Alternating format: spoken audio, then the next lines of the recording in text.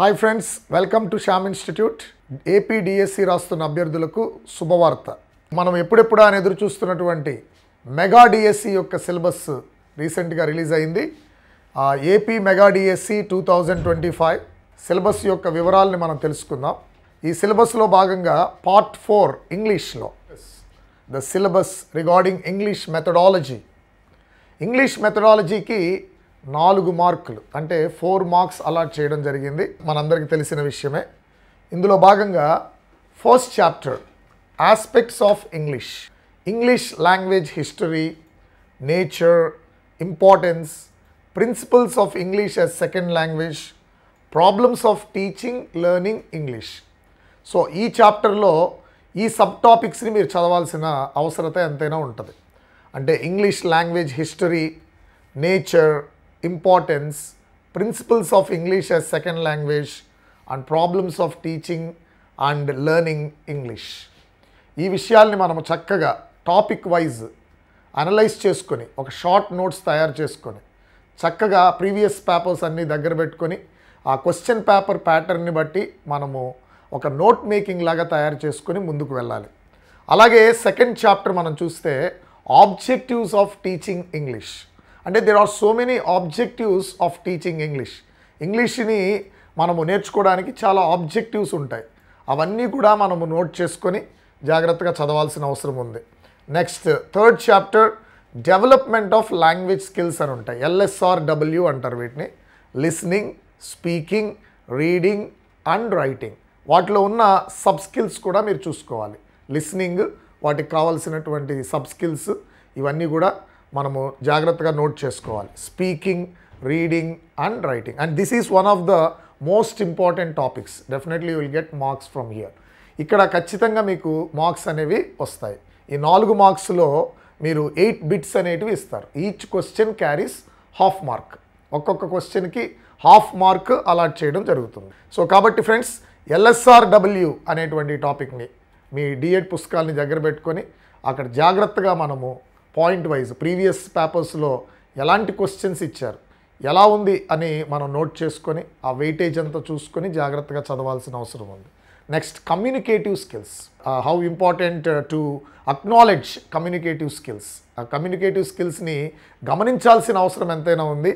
అందుకనే దీన్ని మనకు ప్రిస్క్రైబ్ చేశారు. ఇక్కడ డెవలప్మెంట్ ఆఫ్ లాంగ్వేజ్ స్కిల్స్లో ఒక 2 సబ్ టాపిక్స్ని మనం చూసాం. ఒకటి LSRW అయితే రెండవది కమ్యూనికేషన్ స్కిల్స్.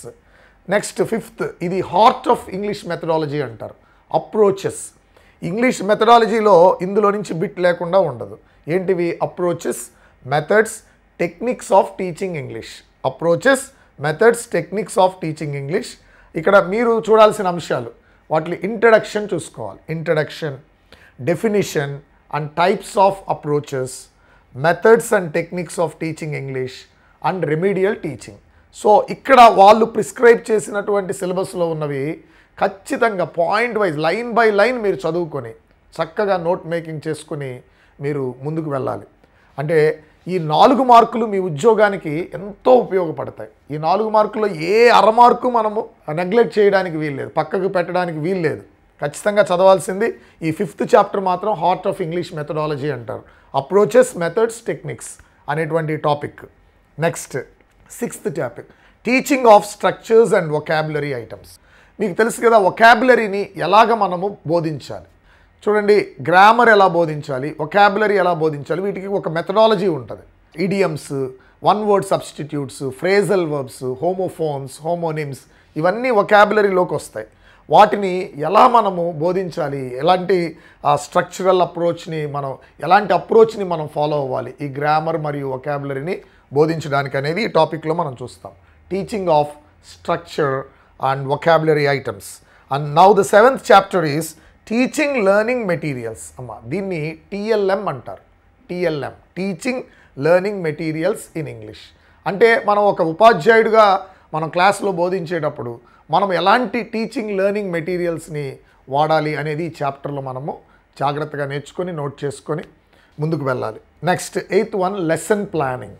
లెసన్ ప్లానింగ్, ఈ లెసన్ ప్లానింగ్లో యూనిట్ ప్లానింగ్, ఇయర్ ప్లానింగ్ ఇవన్నీ కూడా ఉంటాయి. వాటిని జాగ్రత్తగా మనం చదువుకోవాలి. Lesson planning. Next 9th chapter curriculum and text books. ఈ చాప్టర్ మనం కరికులం ఎలా ప్రిపేర్ చేయాలి, మన ఈ ఒక విద్యా సంవత్సరానికి గాను ఆ కరికులంని మరియు ఆ టెక్స్ట్ బుక్స్ విషయాల్ని కూడా మనము ఈ చాప్టర్లో చదువుతాం. And the last chapter is evaluation in English language. Evaluation in English language. So these are the 10 chapters that we have to be thorough with. ఈ 10 చాప్టర్స్తో మనం థరోగా ఉండాలి. Then you will easily get 4 out of 4 marks. Friends, I wish you all the best. ఈ చాప్టర్స్ని జాగ్రత్తగా గమనించండి, చక్కగా చదువుకోండి. ఈ 4 మార్కులు మీకు వస్తాయని నేను ఆశిస్తూ ఉన్నాను.